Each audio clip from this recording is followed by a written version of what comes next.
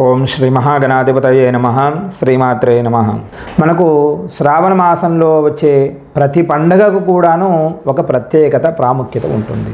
పైగా విశేషమైన పండుగలలో మొట్టమొదటి పండుగ శ్రావణ మాసంలో వచ్చే నాగ చతుర్థి మరియు గరుడ పంచమిని కూడా పిలుస్తారు. అసలు ఈ నాగుల చవితి ఎలా వచ్చింది, నాగ పంచమి ఎలా వచ్చిందో ముందు ఆ సర్ప కథలు తెలుసుకున్నాం అనుకోండి, అప్పుడు మనకు అర్థమవుతుంది.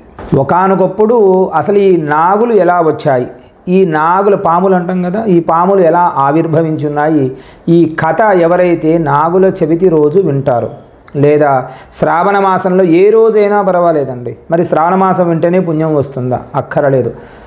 ఇలాంటి వారి కథ ఏ రోజైనా ఎప్పుడైనా ఏదైనా సమస్య వచ్చినప్పుడు సమస్య తొలగిపోవడానికి ఈ కశ్యప ప్రజాపతి కద్రువ దంపతులకు పుట్టిన సర్ప కథ ఎవరైతే వింటారో వారి కష్టములన్నీ కూడా తొలగిపోతాయని బ్రహ్మదేవుడు చెప్పాడు. ఈ కథను అందరూ కూడా ఆలకించండి.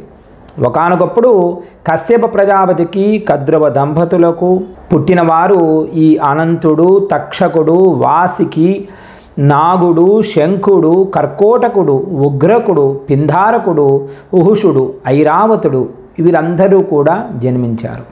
జన్మించిన వారు ఊరుకోరు కదా, పాములు కనబడితే ఏం చేస్తాయి? చుట్టుకుని ముందుకు దెబ్బ కొడతాయి కదా, కాటు వేయడం, కాటు వేస్తూ సాగాయి. ఈ భయభ్రాంతులు అందరూ కూడా భయపడుతూ ఉన్నారు. దాంతో సకల దేవతలు బ్రహ్మను వేడుకున్నారట, అయ్యా ఏమిటయ్యా మీరేమో వాడికి ఇలా కోరికలు ఇచ్చారు, వాడేమో కనబడిన వాళ్ళంతా కాటు వేస్తూ ఉన్నారు, అందరూ ఇబ్బంది పడుతూ ఉన్నారు అని అడగగా ఆయన కోపించి తల్లి శాపానికి గురై వారంతా నశిస్తారని శపించాడు బ్రహ్మదేవుడు. అప్పుడు వాసుకి మొదలైన నాగులంతా విధాత బ్రహ్మదేవుడి వద్దకు వెళ్ళి నమస్కరించి, మమ్మల్ని మీరే సృష్టించి మాకు మా విధంగా మేము ఏదైతే చేయాలో ఆ ధర్మాన్ని వదిలేయమని చెప్పారు, ఇది న్యాయమా బ్రహ్మదేవా అని వేడుకున్నారట. ఇలా వేడుకొనగా ఆ స్వామివారు, మీరు పుట్టినంత మాత్రం చేత అందరినీ కాటు వేసి ప్రాణకోటిని నశింపజేయడం తప్పు కదా. ఎందుకంటే పాము కనపడితే పాము చేసే పని ఏమిటి? కాటు వేయడమే కదా. మరి నిష్కారణంగా ఏ ప్రాణిని హింసించరాదు.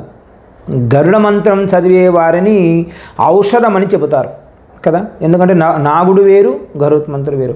నాగులు ఎవరైతే ఇబ్బంది పడుతున్నారో గరుత్మంతుడి మంత్రం చెబితే చాలు, అంటే ఈ గరుడ చతుర్థి, గరుడ పంచమి ఎవరైతే ఆరాధన చేస్తారో వారిని మాత్రం వదిలివేయి అని చెప్పి నాగులకు అభయాన్ని ఇచ్చాడు.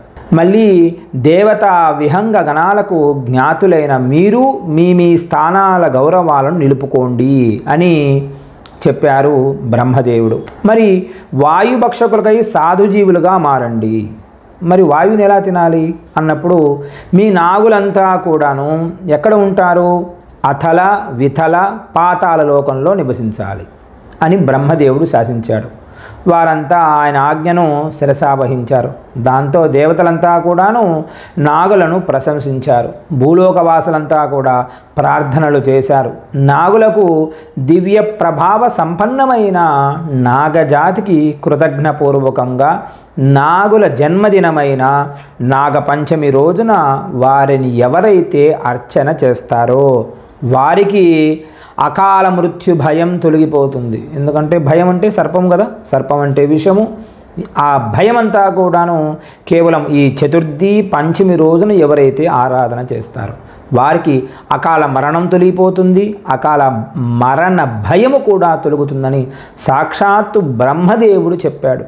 వైదిక కాలం నుండి కార్తీక మాసం 5వ రోజు పంచమీ ఉత్సవాలు కూడా జరుపుకుంటారు. ఈ నాగుల చవితి, నాగుల పంచమిని స్వామివారి ఆరాధన చేయండి, తప్పకుండా అందరూ కూడా ఆనందంగా ఉండగలుగుతారు. మంగళం మహత్. స్వస్తి.